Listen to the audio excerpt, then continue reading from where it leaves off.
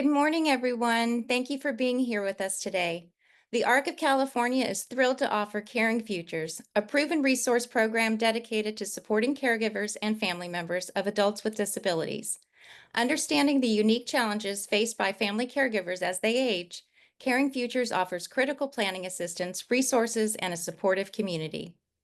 Caring Conversations is just one part of Caring Futures program here at the ARC of California.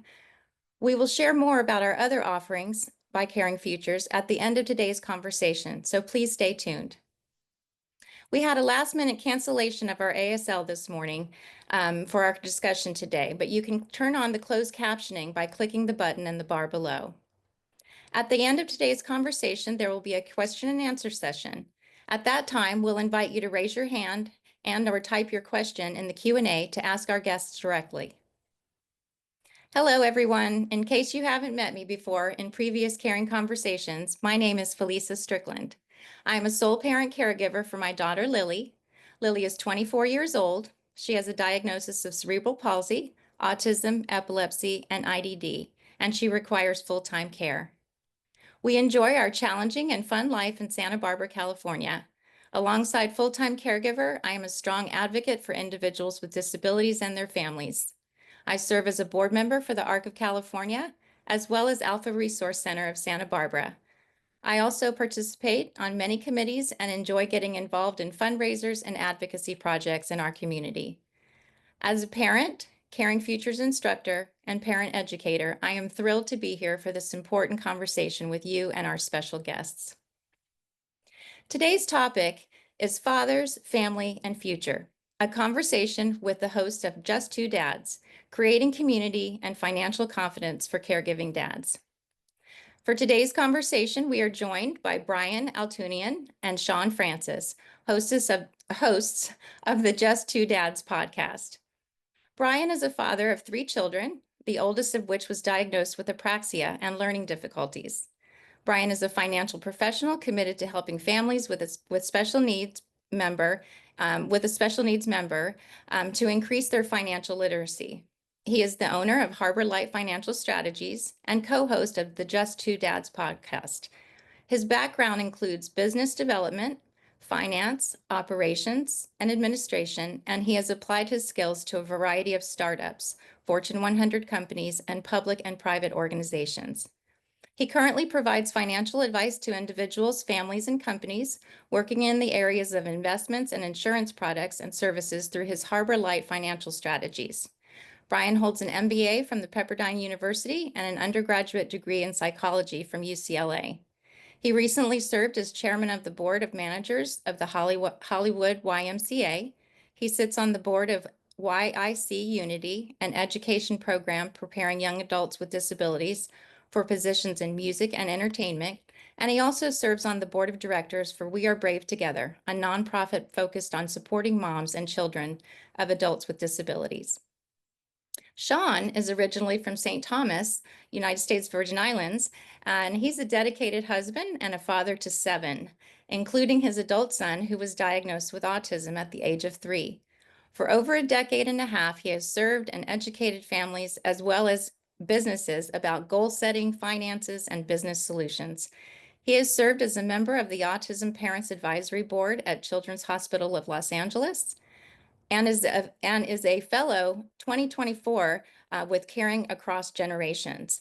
Shawn is especially passionate about serving fellow special needs families. He believes in building communities and that everyone needs to be seen, heard, and loved. He also believes that we all have more in common than not. Shawn is also the co-host of Just Two Dads, a podcast dedicated to shining a light on and uplifting those who serve the special needs community. Without further ado, please welcome Brian and Shawn.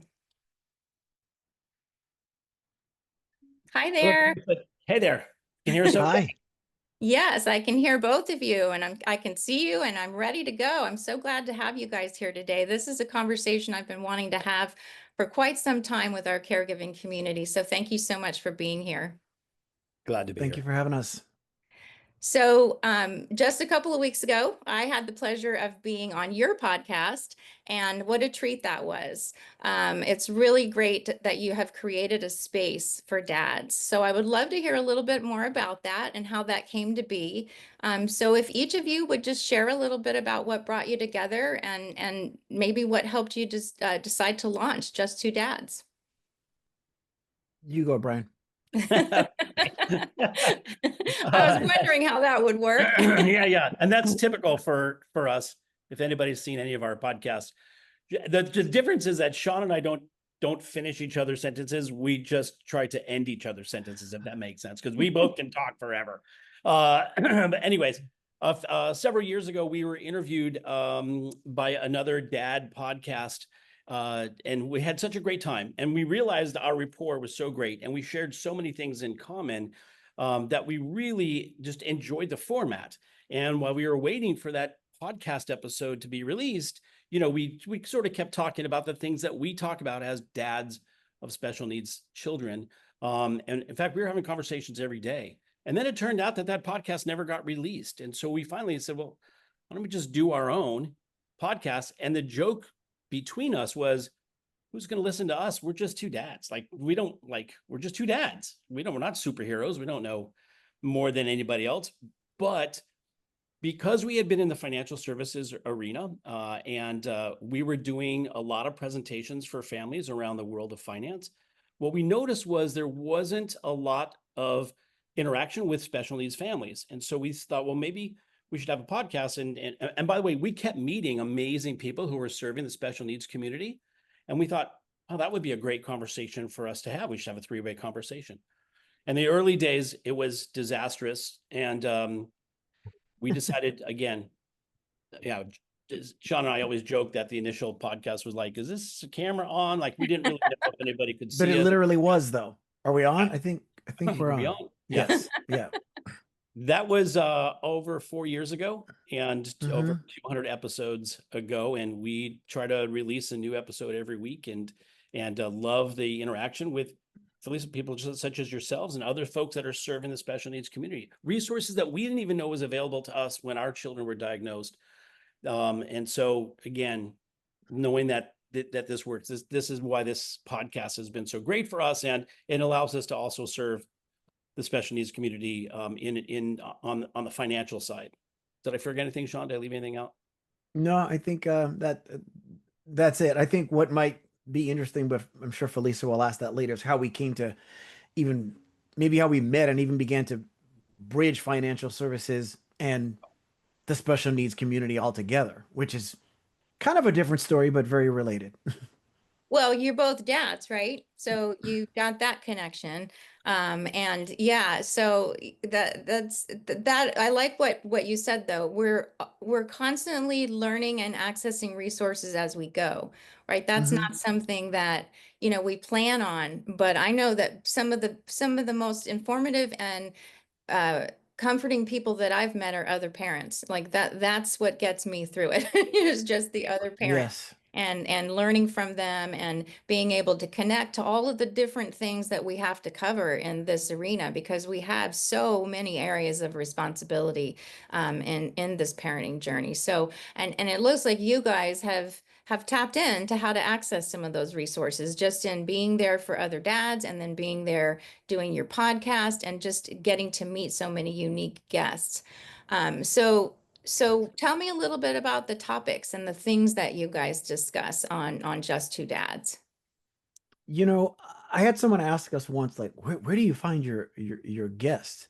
And the short answer of it is at this point in time, the universe, because we've been at it long enough where people will reach out, and we've gotten to the point where we have a nice problem in that sometimes people will reach out where there isn't any connection. And it's interesting because when we began the show, we started thinking we're going to feature people that serve the special needs community. And we do, but it's bigger and broader than that.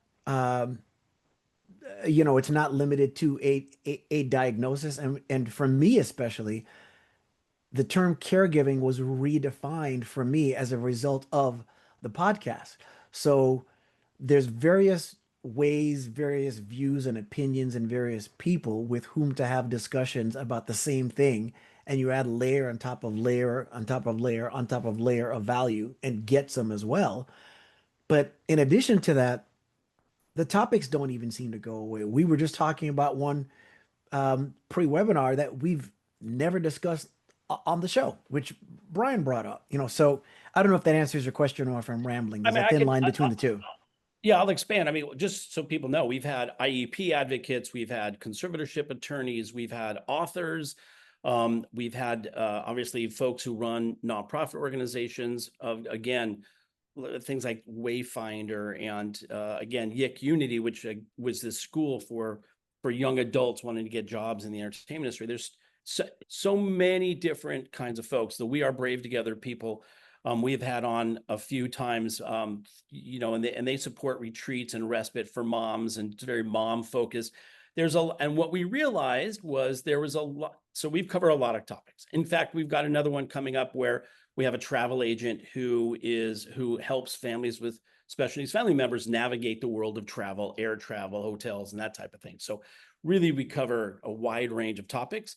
And I was going to say, one of the things that Shawn and I noticed was that there were a lot of moms in the conversation, and Shawn will tell you, take words out of your mouth, Shawn, but it was the only man in a mommy and me class kind of thing, we're fairly evolved men. So we just felt like there were other men in the conversation that weren't in the conversation because for whatever Right. reason, culturally, maybe it was pride, a whole bunch of reasons.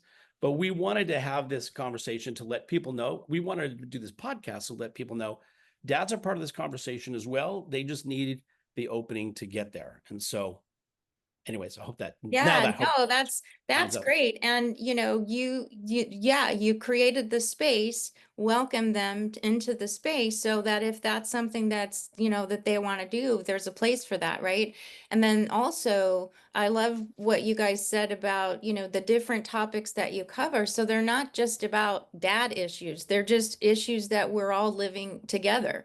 And, you are living it. That's the reason why it's relevant that just two dads or dads in general are part of the conversation. Because even though you may not be doing what people consider the typical caregiving, all of it's caregiving, all of the different That it is. responsibilities that we have to consider from day to day are all part of the caregiving journey, especially when your kids become adults, because now there's a lot more that has to be considered in terms of, finances and where are they going to live and, what does the day to day look like for them, and how do we involve them in that conversation, like how do we include our kids in the conversation depending on their abilities and their needs. So I think it's wonderful, and I'm super excited about it. As soon as I learned about you guys, I was like, oh, I need to know more about this. So Well, and just to take it a step Thank you. further, because we're never satisfied with kind of the space that we're in. Shawn had the idea of creating a men's group, as a support group for dads, which we call the Den.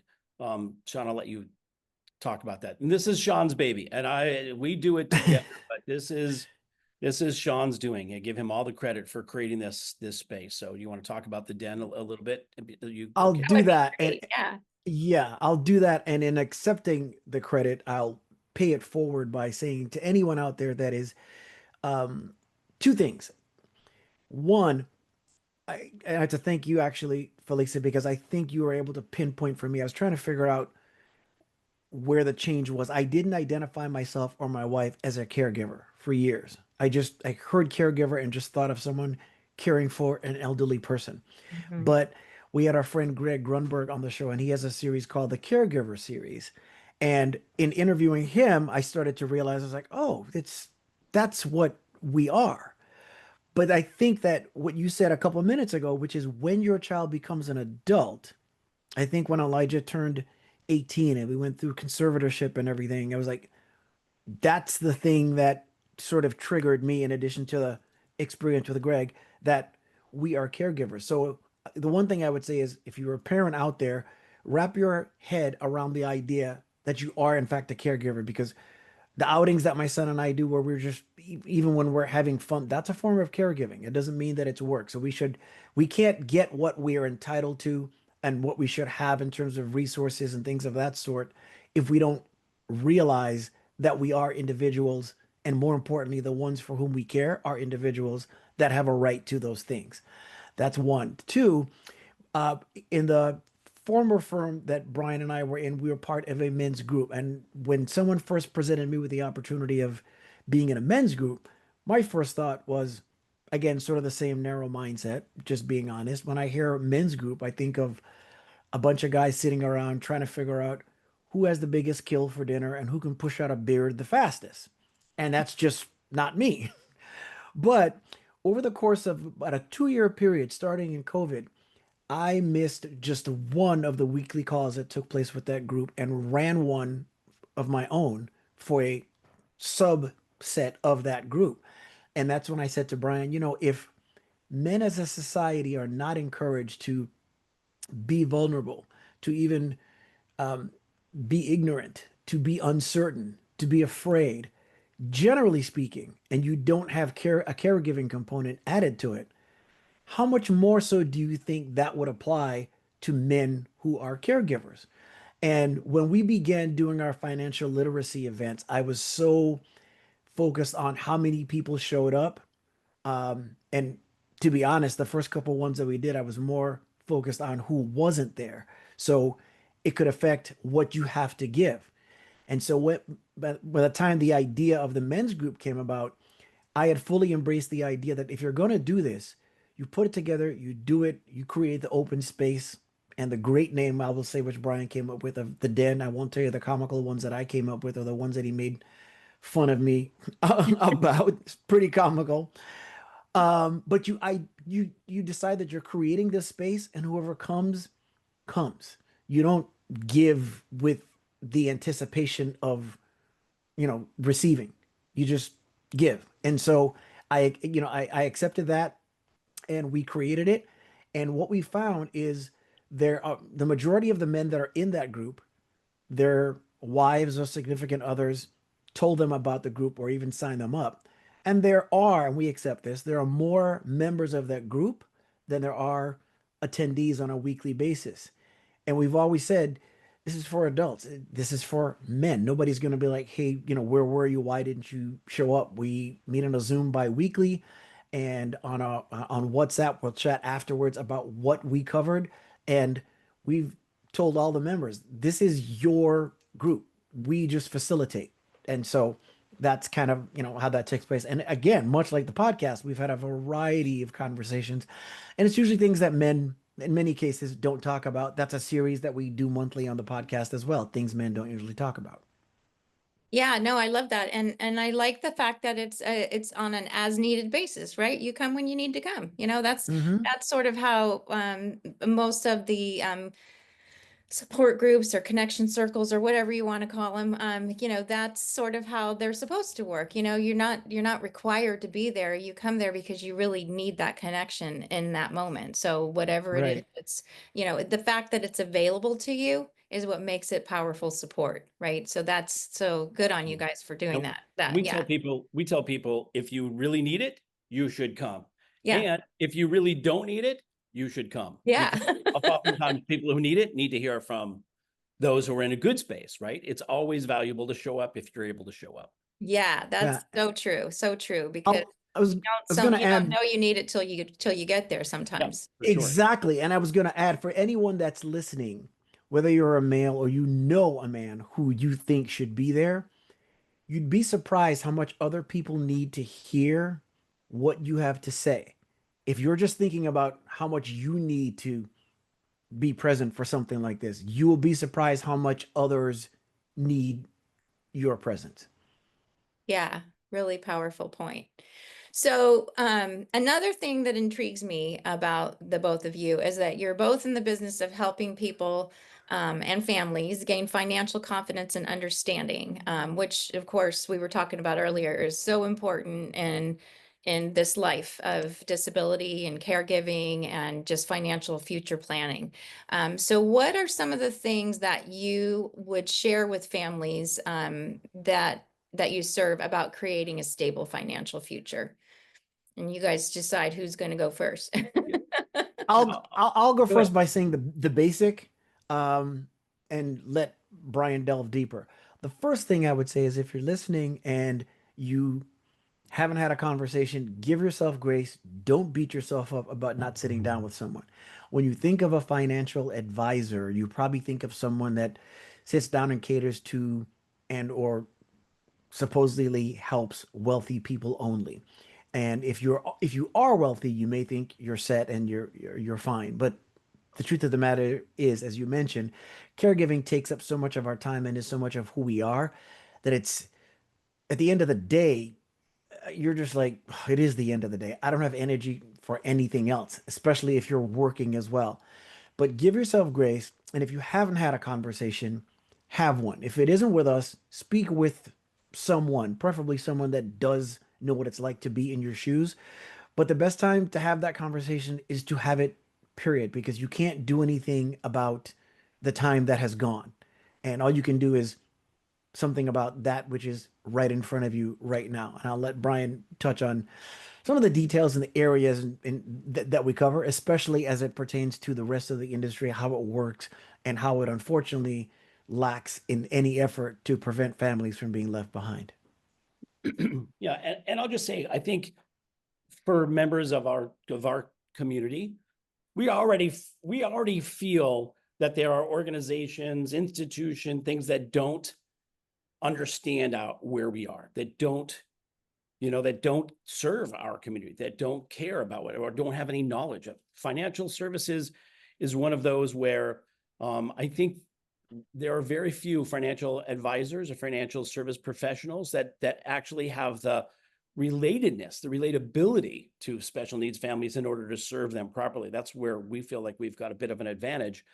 Um, and so, we talk about things like life insurance and annuities and investments and that type of thing. But we also talk about things like ABLE accounts and how those differ from state to state and what you can put aside for your child. We're talking about special needs trusts, having something in place that, upon your passing, which, it's not an in case we pass, but it's when we pass.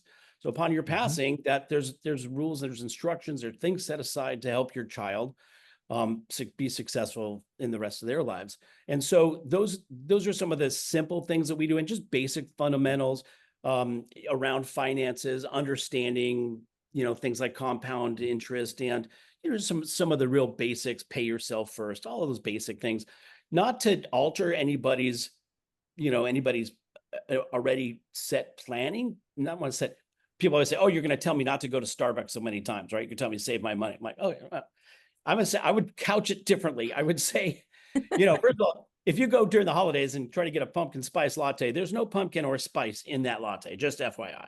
And you're paying $6.75 if you get the venti, because who wouldn't? Because it comes with the whipped cream and everything. And I would rather see you put some money aside so you can actually have a real latte on a piazza in Florence, Italy, for example. And so every time you pass by that Starbucks, I'm not trying to tell you to change it. Have a Starbucks if you want to have Starbucks, but know that if you can set your plan in such a way that, you can make choices, and you're making choices not out of habit, but out of intentionality.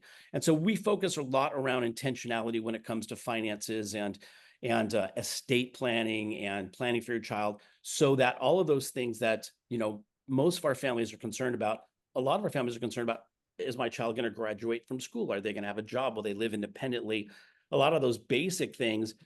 But again, it's even more than that. How we build a financial future for ourselves and for the family, and create something that could possibly create some generational wealth that also serves our special needs constituents. So that's our focus. Our focus is, from the very basics to the very, extensive, and everything in between. And we're associated with a family office, a wealth management firm in Newport Beach, California.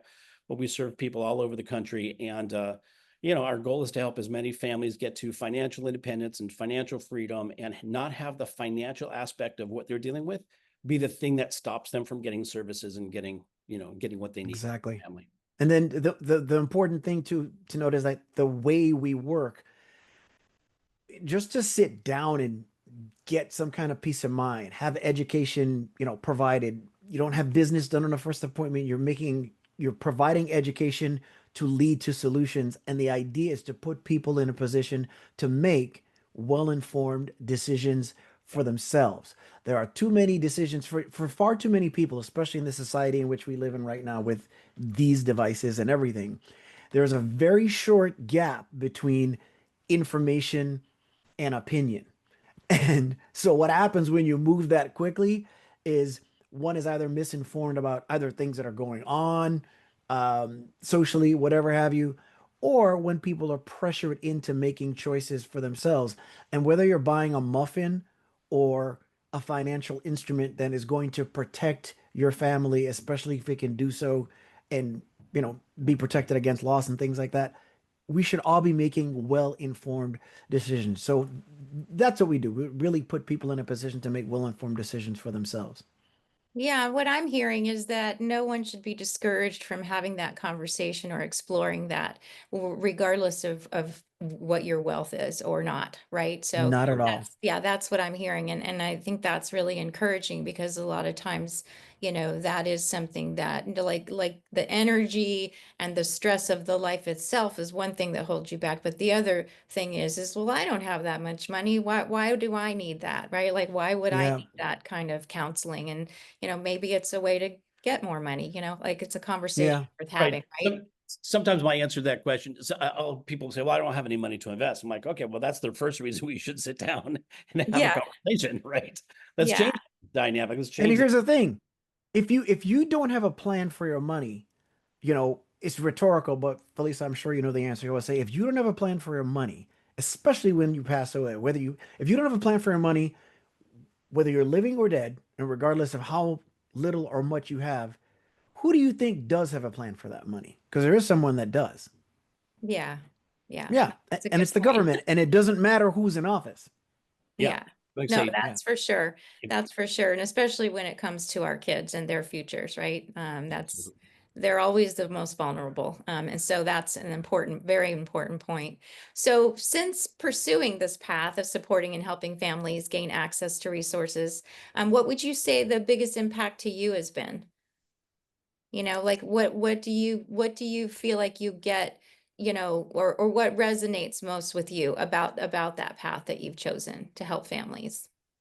um, anyone that knows me, follows me on social media, or sees the show or whatever, well, it seems like once a month I say this phrase in the great words of Muhammad Ali: "A service to others is the rent we pay for our room here on earth." And I always add to that because trust me, the room on earth is rented. Um, so the amount of times that we learn about new resources and even say to ourselves, "Oh gosh, I got to take advantage of that. I didn't know that was there." Or it never ceases to amaze me how many people there are to help, whether we're helping them ourselves or connecting them with resources. I was connected this past week with a mother who is single. Her son is in his teens. She has a limited amount of resources. I don't think she's fully aware of what she has access to. And because he's going through puberty and a little bit of, rebellion and things like that, she just doesn't have that much energy to pursue the things that she needs to. And she's not very social. So every time you turn around, like, you think that because there's so many services, especially where we are in California, you think that everybody knows about that. But I'm continuously baffled at how many services there are that we don't know about and how Mhm. many people still need to be connected with them. Because again, Brian's daughter is 29, Brian. That's yeah, should be insane. It goes 30 in by so November. fast. Yeah. She'll be 30 in November. Elijah was 19. So I always say, especially in Brian's case, when Elijah was diagnosed at 3, the level of warrior that my wife and I needed to be is small compared to the level of warrior that was needed for Brian and his then wife or anyone else that is diagnosed earlier in time when there's less resources. Mhm. So but there's people now, even with all the resources we have and all the technology, that just don't know. and it continues Well, to and grow. it still That doesn't feel like enough, right? Because we don't know. exactly. Yeah, Yeah. so Yeah. it's like we're always chasing it. And the needs continue to increase based on what we learn and what we know. Yeah. What about you, Brian? I my feeling about the impact that it's had on my life personally. First of all, I think through my experience as a father, I've learned a lot of empathy. I've learned to have a lot of empathy, and that has been impactful. And when I talk to folks in the financial services arena, there's still a lot of discounting of the special needs community. Why do you want to serve that community when there's more money in another community? I'm like, that's it's such a bias that doesn't make any sense to me.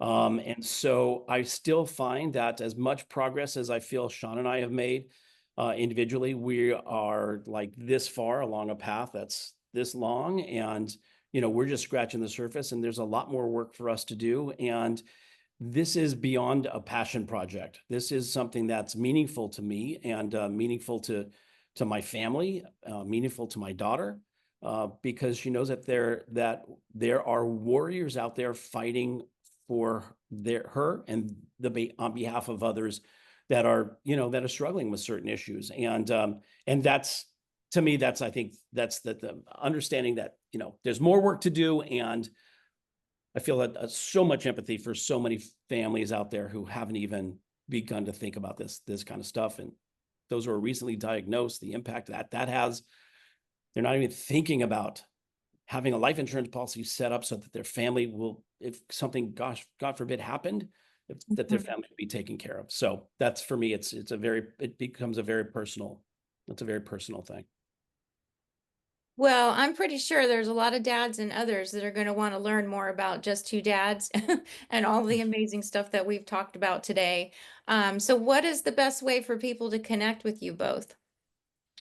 Well, we have our Just Two Dads email address. People can reach us at wearejusttwodads@gmail.com. All one word, and two is spelled out, TWO. We are just two dads@gmail.com. And our personal emails you could find on our site, but as well, we and our financial services business it's called Harbor Light Financial, Harbor Light Financial Strategies, and we can be found at well, our names, brian.altounian@harborlightfs.com and shawn.francis@harborlightfs.com. So those are our financial services emails. Excellent. And I think Julia just put all of that in the chat for everyone if you want to go in there and copy those for future. Um, we've talked about so much, and I'm sure we're going to have some questions, so I want to get to the Q&A. Before we leave, though, any last thoughts that the two of you would like to share that you want people to take away from today's conversation? You go, Brian.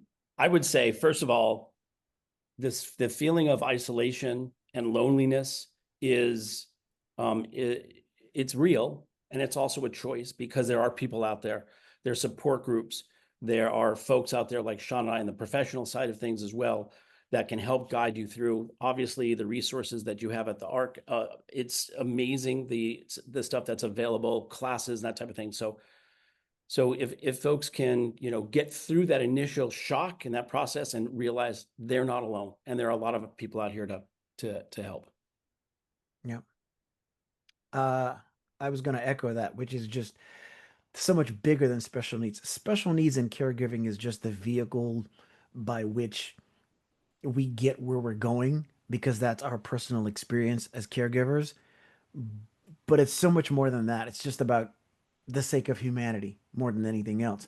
So if you're alone, like Brian said, that's real, but to an extent, it is as real as we make it.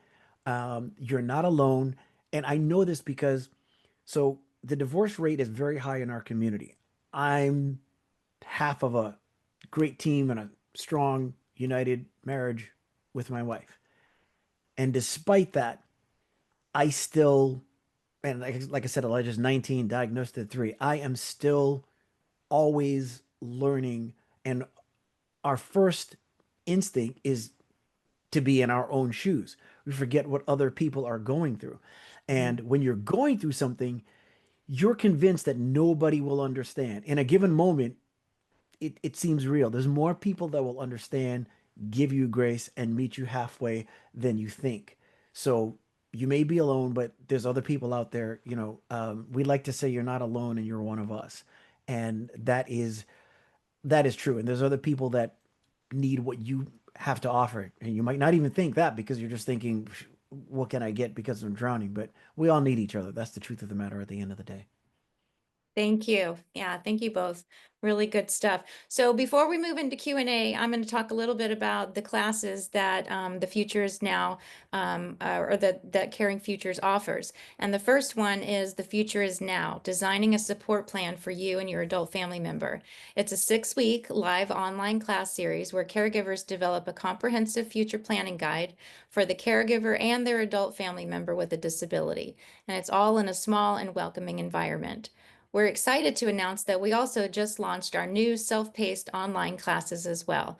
And you can do that at any time. So, it's a pre-recorded class that you can access and do at your own pace.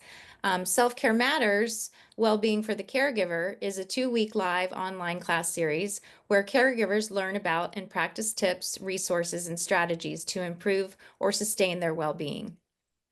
Future is Now and Self-Care Matters classes are also offered in Spanish. Visit the Caring Futures website at caringfutures.org and join our mailing list to keep up to date on these offerings and to register for classes and more. Also, if you want to continue this conversation, then I invite you to join the Caring Futures Facebook group. It's a private group only for family caregivers and is a safe space for us to share our triumphs and challenges. A link to the Facebook group will be posted in the chat right now. So thank you, Shawn and Brian, for sticking around for a little short Q&A session. We're ready to begin. So if you have questions, please type your question in the Q&A feature and we'll answer you directly or call your question to the attention of the group and our guests can answer you directly. And yeah, so let's go ahead and dive into these questions. Let's see, let me find them. Oh, so we don't I was have going any to say, questions I yet? know No it varies questions? with each webinar, so I didn't know if Sometimes anybody's going to ask or. Yeah, sometimes we do, sometimes we don't. But we're going to give it just a couple of minutes in case anyone does want to jump in. And Yeah. I'll chat while we're waiting for questions. There's a lot of things that, a lot of times we feel like our families are, when we first get a diagnosis and our families and friends, everybody feels like they gather them around. And then all of a sudden they all sort of dissipate onto their lives and they sort of disappear. And so, a lot of times families don't know how to help. They don't know how to contribute. Even sometimes they do, they'll offer some respite if you need time away. But things like, again, when it comes to the financial side of things, there's a lot of things that family members can do financially to help, to help you and your children. And again, when it comes to things like, putting money into an ABLE account or even establishing certain kinds of, investment accounts or savings accounts or certain kinds of things where grandparents and aunts and uncles can help and can contribute.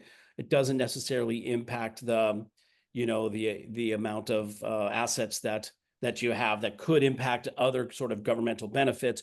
Those are the kinds of things that we explore with our families, what it means to have a special needs trust and what you would put in a special needs trust and, a lot of those kinds of things. So if people have family members that want to help, but maybe not in the same area, they live in different parts of the country or different parts of the world, but they want to help, they have the financial resources, that can be, we can help find avenues that they can contribute on a financial basis that helps to ease a lot of that pain. So again, a lot of folks are thinking like, do I have enough money to pay for the services that I currently need?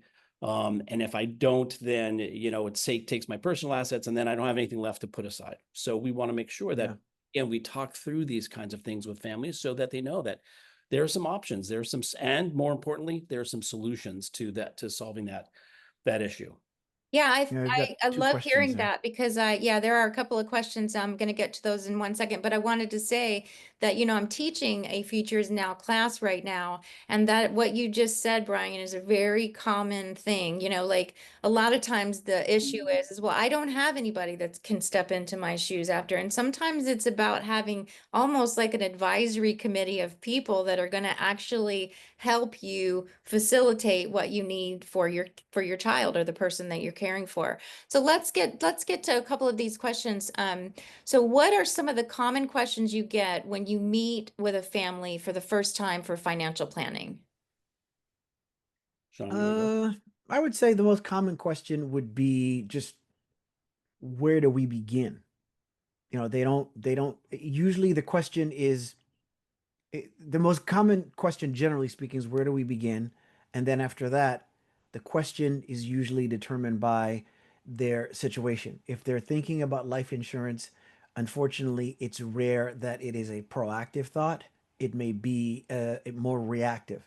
And as a result, maybe they know someone else that has passed away and went through a different situation. And so they're responding to that. In some cases, if they're kind of jumping ahead with the next question, if the child is of a certain age, then they're thinking about conservatorship. So they will the question that is asked will usually be determined by the very situation that the family is in, and then once they've gotten some education as to how many things work, then there'll be either areas of interest or needs that are identified that they didn't even think about, if that makes sense.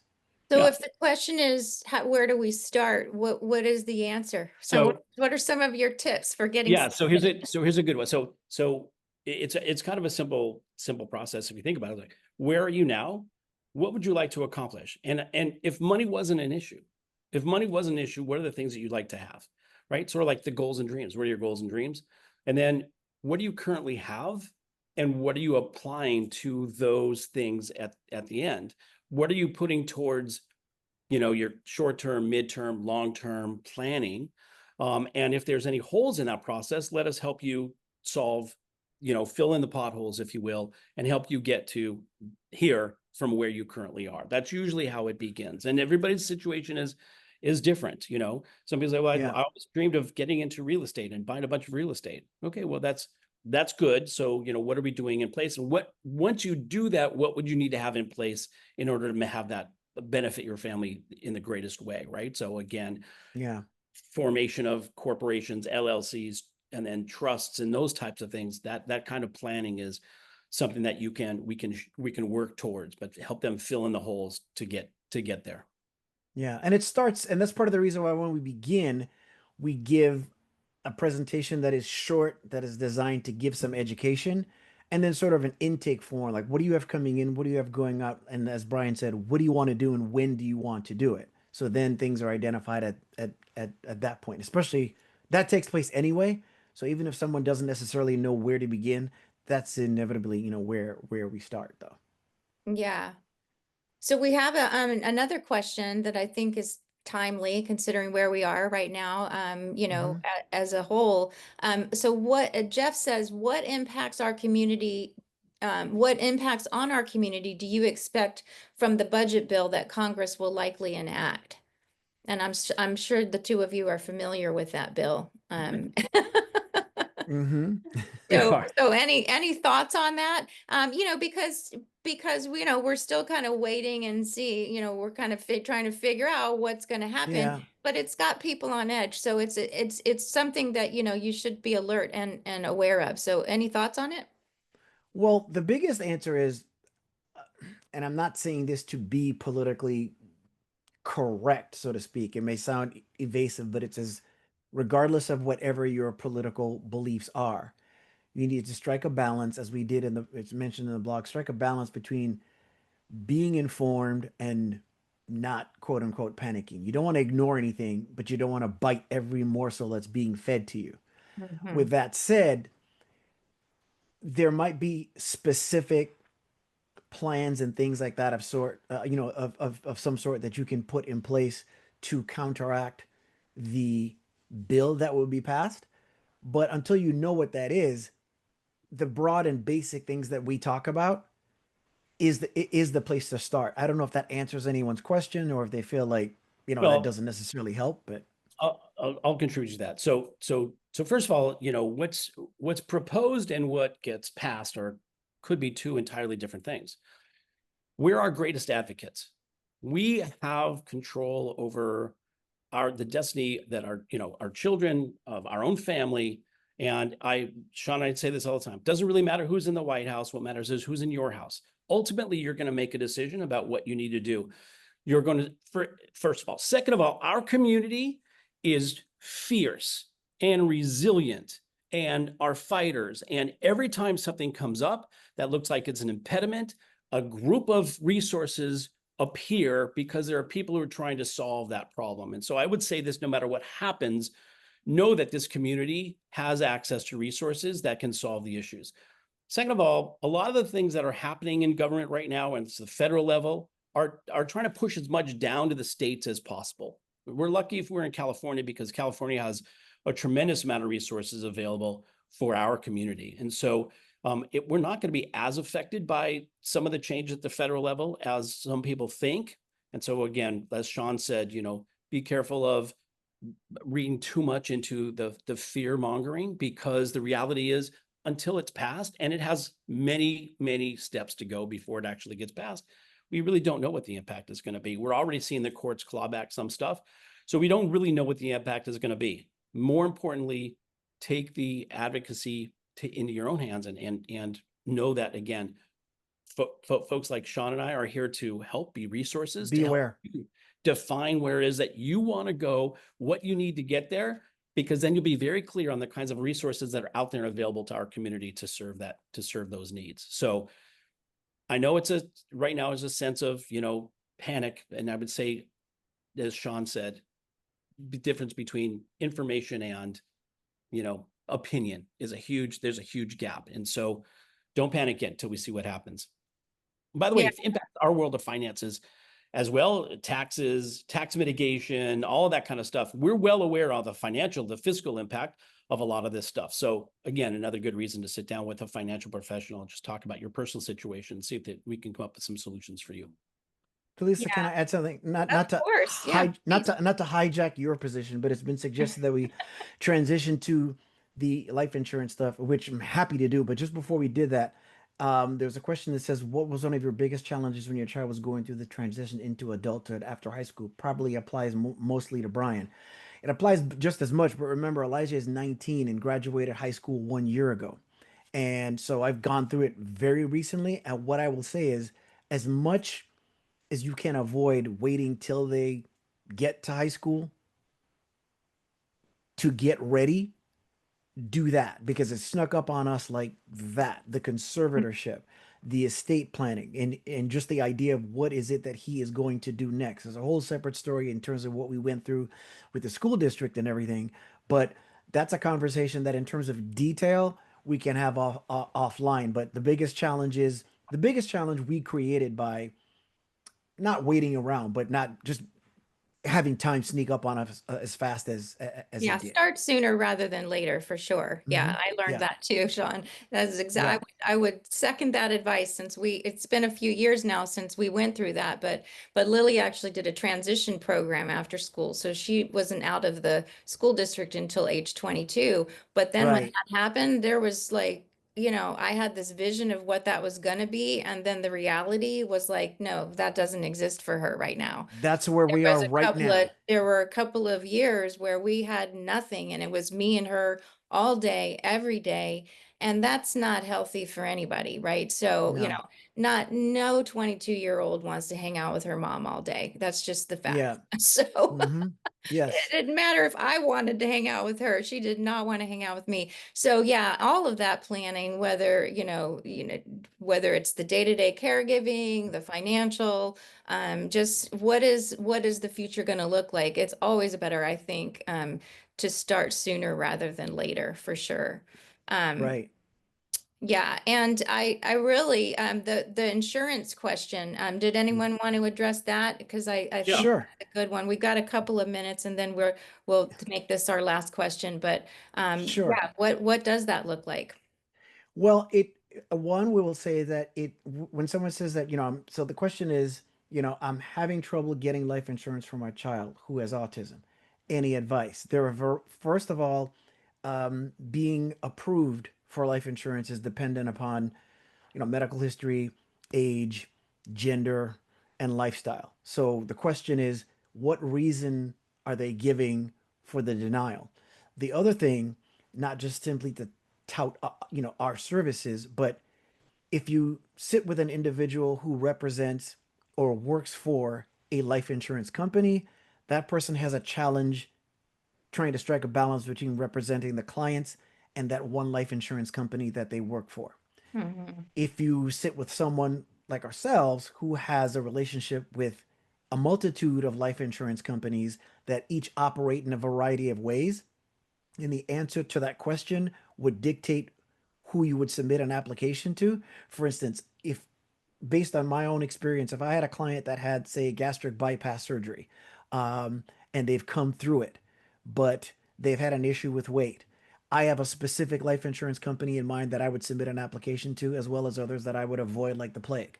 And so the answer to that question depends upon those things. So we have a variety of providers that we work with that might be best suited. But in terms of what you would do, it depends on the answer to those questions. To that question, why are they denying it? What exactly is the reason? Because we've had cases too individually where we've walked away and learned something. We've also had cases where there's been a denial and we're able to advocate for the client and go back to the life insurance company and say, wait a minute, hold on. I don't know if you looked at A, B, and C.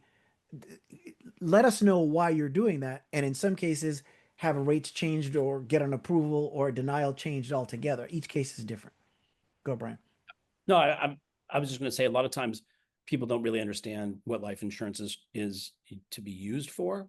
And so there's a variety of, kinds of life insurance. People think it's term and whole, but there's a variety of permanent So policies. much more.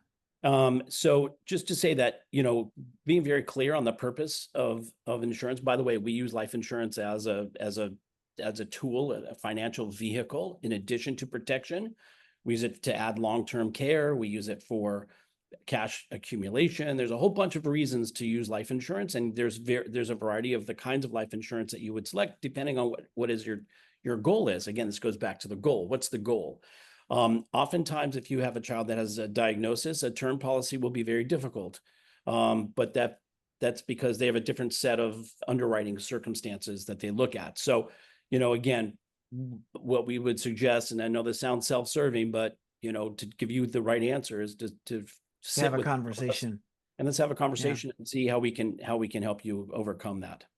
And the other thing, well, I'll add, especially based on an interaction I had with a client this week, one of the things that frustrates me is that even the most reputable life insurance companies that have been around for years, what many of them have not changed, is that the language that they use to communicate is not clear, not simple, and can be contradicting. And many times I've had to step in for a client to explain to them what something means. Again, going back to the answer that might not be clear as to why there's a denial.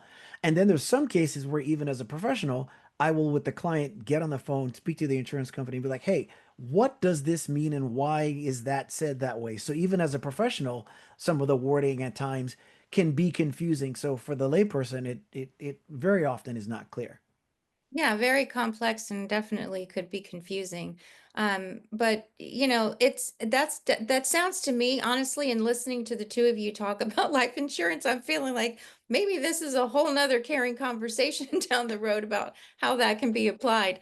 But anyway, I just wanted to thank the two of you for being here with us today and sharing such wonderful information about Just Two Dads and what you're doing for financial security for families. I mean, that's just amazing. And just getting to meet the two of you has been incredible. So thank you so much for being here today. I'm going to go ahead and sign us off today. Thank you everyone for joining us, and we'll see you next time. Have a Thanks, wonderful Thank day. everybody. you. Thank you. Thanks. Bye. Bye.